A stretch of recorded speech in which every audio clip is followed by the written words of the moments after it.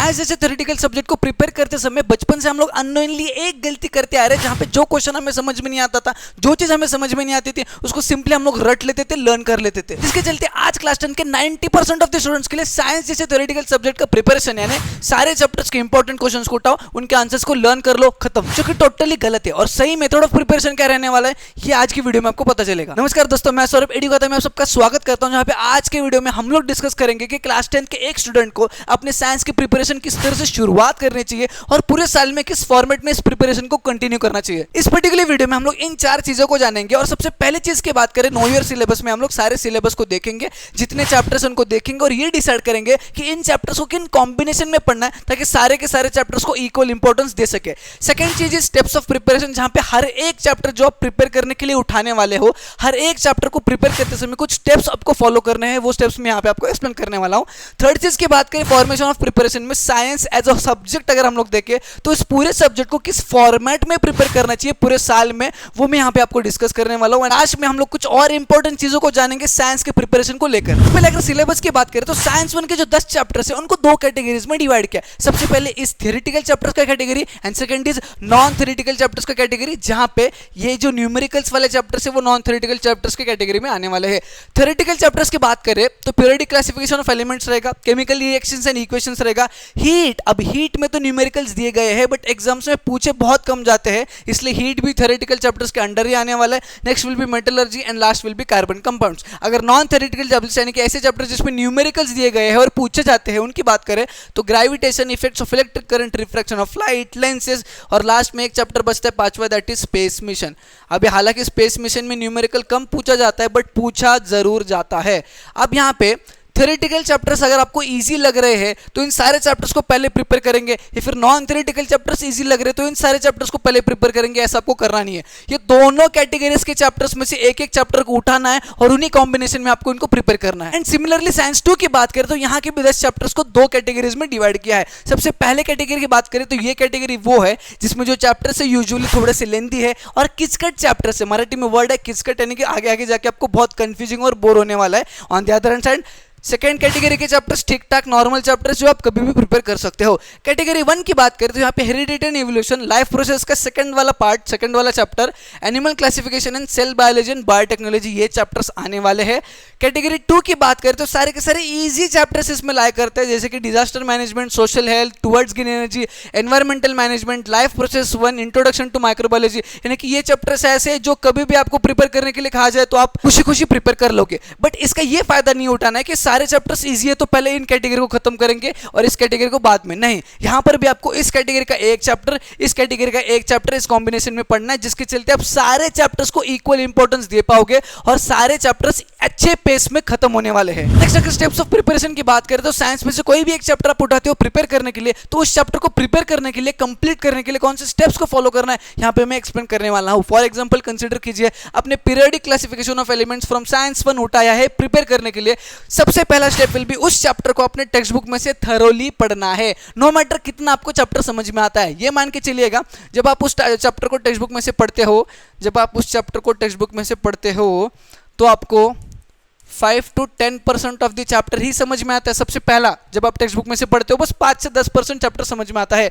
फिर उसके बाद सेकंड स्टेप इज उस चैप्टर को किसी भी एक वीडियो लेक्चर के थ्रू आपको कंज्यूम करना है, समझना है। For example one shot video lecture हो गया, या फिर टॉपिक वाइज वीडियो लेक्चर्स हो गए, या फिर आपके कोचिंग या फिर ट्यूशन में जब वो चैप्टर पढ़ा रहे होंगे उन लेक्चर्स को अटेंड करना है और चैप्टर को समझना है, जहां से आपको उस चैप्टर की 50 to 60% की समझ जो है वो लगभग आ जाएगी। फिर third step will be again आपको आना है घर पे और टेक्स्ट बुक उठाना है और उस चैप्टर को धीरे धीरे थरोली अगेन उस टेक्स्ट बुक में से पूरा पढ़ना है, जहां पे जब आप दूसरे बार टेक्स्ट बुक में से पूरा चैप्टर को पढ़ोगे तो लगभग 90% ऑफ द चैप्टर आपको समझ में आने वाला है। अगर आपको इसमें डाउट आ रहा है तो किसी भी एक चैप्टर को उठाइएगा और सिंपली इन 3 स्टेप्स को फॉलो करके देखिएगा कि दूसरे बार जब आप टेक्स्ट बुक पढ़ोगे तो लगभग 70 to 90% ऑफ द चैप्टर समझ में आने वाला है।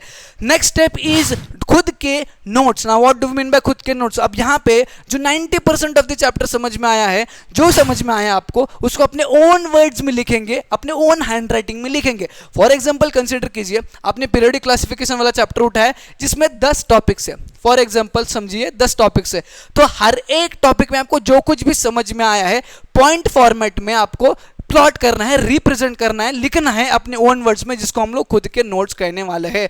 Is that clear for you? अब खुद के नोट्स प्रिपेयर करने के बाद next step will be revision, जहां पे एक part of the revision will be पढ़कर यानी कि रीड करके, and next part of the revision will be लिख कर यानी कि राइट करके। ठीक है, अब कौन सा पार्ट पढ़कर है और कौन सा पार्ट लिख कर है वो मैं आगे आपको एक्सप्लेन करता हूं।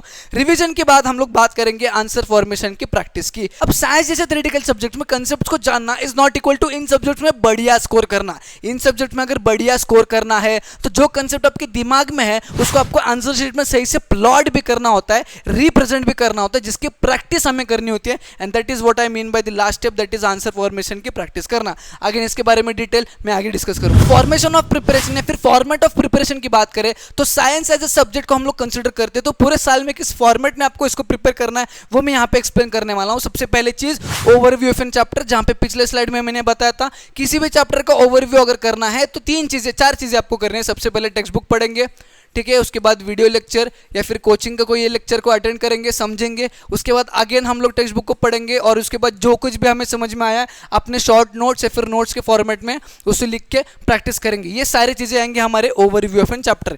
नेक्स्ट रहेगा टॉपिक वाइज क्वेश्चंस को सॉल्व करें। फॉर एग्जांपल मैंने अभी आपको कहा था पीरियोडिक क्लासिफिकेशन में 10 टॉपिक्स है, तो 10 टॉपिक्स को पढ़ने के बाद, 10 टॉपिक्स को समझने के बाद, 10 टॉपिक्स को अपने ओन वर्ड्स में लिखने के बाद उनके बेसिस पे कौन से प्रकार के क्वेश्चंस पूछे जाते हैं उनको प्रैक्टिस करना भी तो जरूरी है। तो ये आपका नेक्स्ट चीज रहने वाला है कि सारे के सारे 10 टॉपिक की बेसिस पे जो क्वेश्चंस पूछे जा रहे हैं उनको प्रैक्टिस भी करना इंपॉर्टेंट है।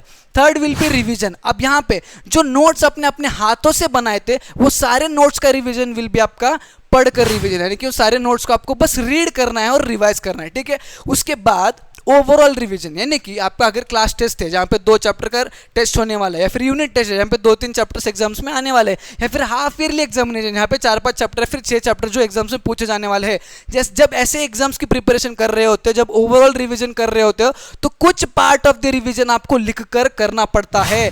जैसे कि हर चैप्टर में जो बड़े बड़े आंसर्स पूछे जाते हैं या फिर जो कॉन्सेप्ट बहुत इंपॉर्टेंट है जिसमें से बड़े बड़े मार्क्स के जो क्वेश्चन पूछे जाते हैं उन कॉन्सेप्ट का समरी या फिर उन कॉन्सेप्ट में जो भी क्वेश्चन पूछे जाते हैं उनके आंसर्स की प्रैक्टिस आपको लिख कर करनी पड़ेगी, ओरल नहीं होने वाला है। ठीक है, is that clear for you?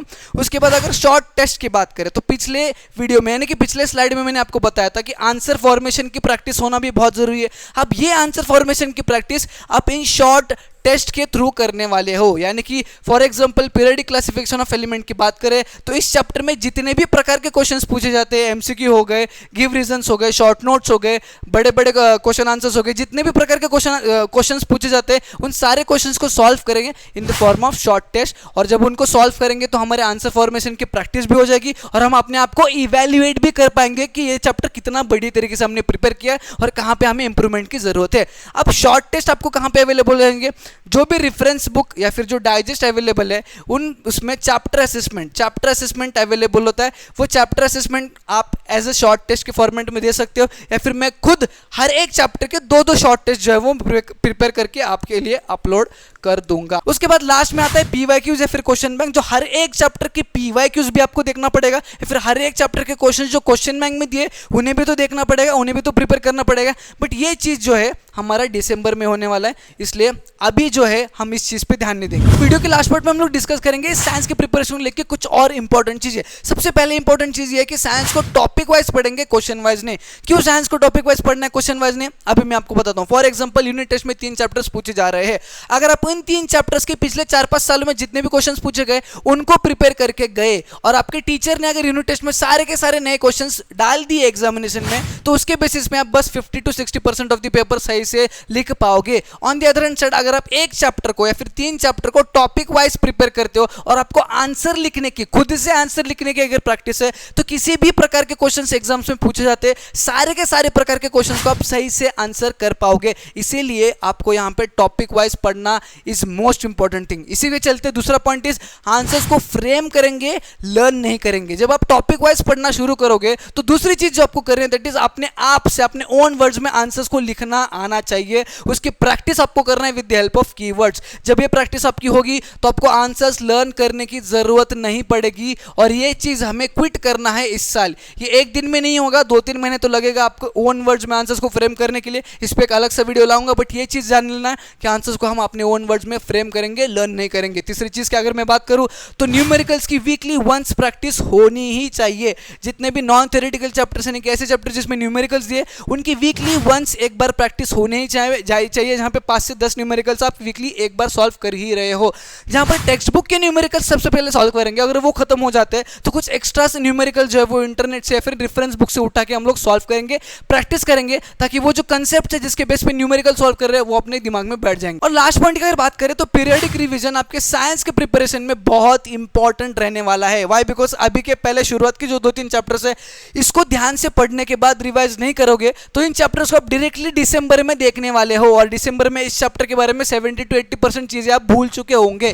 इसलिए पीरियडिक रिवीजन बहुत जरूरी है। जहाँ पे 3 चैप्टर्स खत्म करते हो तो 3 चैप्टर का शॉर्ट रिवीजन करना जरूरी है। जहाँ पे 5 चैप्टर्स खत्म करते हो तो 5 चैप्टर का शॉर्ट रिवीजन करना बहुत जरूरी है, क्योंकि दिसंबर के महीने में हमारा मेन रिवीजन और क्वेश्चंस पेपर की प्रैक्टिस करना, ये सारी चीजें होगी, जहाँ पे पीरियडिक रिवीजन का आपको टाइम नहीं मिलेगा, उस चैप्टर को फिर से पढ़ने के लिए आपको टाइम नहीं मिलेगा, फिर से प्रिपेयर करने के लिए टाइम नहीं मिलेगा। इसलिए अभी से पीरियडिक रिवीजन करना is very very important. That's all for today's video. अगर यहां तक आपने वीडियो देखा है तो आई होप आपको ये क्वेश्चन का आंसर तो मिल चुका होगा कि क्लास 10th में साइंस का प्रिपरेशन किस तरह से करना है। वीडियो पसंद आए तो एक लाइक जरूर करना, अपने दोस्तों के साथ जरूर शेयर करना, नहीं हो तो चैनल को सब्सक्राइब करके जाना। हम मिलेंगे न्यू वीडियो में।